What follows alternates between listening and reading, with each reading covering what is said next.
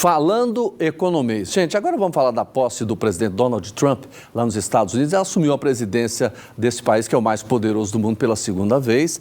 E começou assinando decreto para tudo quanto é lado, ameaçando taxação global, falando um monte de coisas, né? Mas o que interessa para nós, de que forma isso pode afetar o nosso mercado, de que forma pode afetar, por exemplo, o nosso agronegócio brasileiro. Pois é, nós vamos falar de tudo isso hoje no nosso quadro Falando Economês com quem está aqui no estúdio, ao vivo, né? Zootecnista, analista pecuarista, que é o Fabiano Tavares, mais uma vez com a gente aqui. Fabiano, tá tudo bem com você? Tudo jóia, Jorge Abad. Tá bem-vindo. Obrigado. Bom, o presidente Trump ele tem essa mania de falar muito, e no governo passado ele não realizou todas aquelas bravatas que ele falava. Agora, preocupa para a gente, eu queria que você analisasse essa questão de taxação de produtos brasileiros. Jorge Abad, eu posso dizer que a gente não deve preocupar muito, não. Pelo contrário, eu acho que a gente tem até que ter uma certa esperança que pode ter coisas boas para o mercado brasileiro. Por quê? Vamos lá. Hoje o Brasil exporta para os Estados Unidos em torno de 37 bilhões de dólares e compra dos Estados Unidos em torno de 43 bilhões de dólares. Então nós estamos meio equilibrados na balança. Quase que pau a pau. Quase que pau a pau. O que a gente exporta muito para os Estados Unidos? Celulose e papel, que lá nos Estados Unidos eles não têm uma indústria forte. E o Trump, no discurso dele, a gente percebe que ele defende muito o eleitorado e defende muito a indústria local. Pecuaristas locais, indústrias de suco locais, né? Então, a gente acredita que eu tenho feito muito um paralelo entre o primeiro mandato e o segundo mandato. Então, a gente acredita que não vai ter grandes diferenças do primeiro com o segundo. Ele pode falar mais, ele pode falar menos, mas a ação mesmo, ela tem que ser coordenada, porque se ele fizer muita besteira, a gente sabe que além do papel da celulose, o que mais que a gente manda para lá? Do agro, praticamente, são esses produtos principais. Nós temos uma cota de exportação de carne que, pelo um trabalho feito pelos pecuaristas americanos, essa cota a gente consegue mandar um volume grande, só que depois que esse volume é atingido, começa a ter uma certa cobrança de impostos que quase que inviabiliza a operação. Dito isso, o que acontece? Essa cota já foi até atingida agora no mês de janeiro, ou seja, nós batemos a cota de 2025 já. Então, igual todo ano é assim, às vezes mais no final de janeiro, às vezes no começo de fevereiro. Então, o que acontece? Não temos muito mais que exportar carne para os Estados Unidos. No caso do suco, a gente exporta bastante, 40% da exportação americana, e eles não têm grandes indústrias, então eles são meio dependentes disso. No caso do café, o café subiu bastante a nível mundial. Por quê? Porque nós tivemos quebras de colheitas aqui no Brasil, em outros países, e os Estados Unidos compram bastante café nosso também. Falando em carne, a gente não tem muito o que exportar mais, porque já está cumprida a cota. E aí fica os outros produtos do agro que a gente exporta bastante, são soja, milho e carne, principalmente para a China. Agora, aquela fala dele, ele assumiu e falou, até foi uma pergunta de uma jornalista brasileira, falou, não, os Estados Unidos não precisam do Brasil, o Brasil precisa dos Estados Unidos, né? E aí? Falar, todo mundo fala. Agir é bem diferente.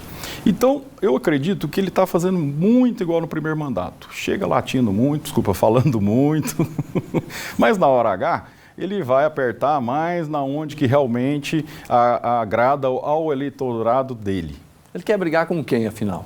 Eu acredito que ele quer brigar com ninguém. Ele quer mostrar que ele é machão, que ele é muito poderoso e quer apaziguar todas as brigas. Já mandou um recado para o Putin, né, que quer que a guerra acabe. Ele mandou um recado para o Hamas antes dele empossar e já teve a negociação do cessar-fogo. Então, eu acho que, assim, na geopolítica, a China, o que acontece? Ali um estica e puxa para ver quem que consegue ter a melhor vantagem econômica. Então, por um lado, ele bate na China, por um outro lado, ele convidou o Xi Jinping para a posse. Você percebe que não convidou todos os outros presidentes dos outros países. Ele convidou um grupo seleto, acho que foram 19 ou 21 presidentes só. E aí, ou seja, será que ele vai bater tanto? Se ele pensa em bater tanto, por que ele convidou? Então a gente percebe que existe uma manobra verbal, mas na prática não vai acontecer tanto assim. Porém, os Estados Unidos sempre travou uma guerra comercial com a China bastante forte. Por quê? Porque os dois vendem muito, exportam muito. Os Estados Unidos compram muito produto da China, vende muito para a China também. E se essa guerra comercial, os Estados Unidos com a China, ficar um pouquinho exacerbada, igual foi no primeiro mandato, isso é excelente para o Brasil. Por quê? Porque os Estados Unidos é um grande exportador de milho e soja para a China. Se eles subirem tarifas, a exportação começa a ficar inviabilizada. Aonde a China vai comprar? No Brasil. Então aí o produtor brasileiro começa a ter vantagem, por quê? Porque aí ele vai vender a soja e o milho mais caro. Vamos falar de economia, até eu queria fugir um pouquinho assim, porque com todas essas medidas, o que a gente pode esperar? Porque tudo que faz os Estados Unidos influencia aqui também. Exato. Juros nos Estados Unidos, inflação nos Estados Unidos. O que acontece, Jorge? Por um lado, veja só, a política dele é muito inflacionária, né? O que ele está falando, o que ele está propondo a se fazer, vai fazer com que a taxa de inflação dos Estados Unidos ela se mantenha ou suba um pouquinho. Para isso, eles vão ter que subir juros. Subindo juros, o investidor internacional tende a procurar o mercado americano. E aí vai ter um pouco mais de dificuldade para o Brasil baixar o dólar. A gente acredita que o dólar está bem exagerado. Falar de dólar é meio problemático, porque normalmente a gente brinca que dólar é cemitério de analista. Ou seja, o dólar pode ir a 7, pode ir a 5, né? Então falar de dólar é um pouco complicado. Mas hoje, né, até iniciar agora nosso programa, o que a gente já viu? Já viu o dólar baixando de 6. Ele chegou a 6,20, ficou ali um estresse do mercado por falas do governo que não deveriam ter acontecido, né? O que o mercado esperava? Esperava que o governo fosse firme. Ó, vou fazer isso e pronto. O governo demorou muito a falar, demorou muito, o dólar estressou. E agora a coisa começou a ficar controlada, o dólar já baixou de 6 enquanto a gente está falando aqui agora. Olha, se você quiser saber muito mais, você pode, domingo de manhã, qual horário? Às 8h30 da manhã. Nós estamos juntos agora no Agro Rentável, um programa aqui na PUC TV, às 8h30 da manhã, junto com o meu amigo Jorge.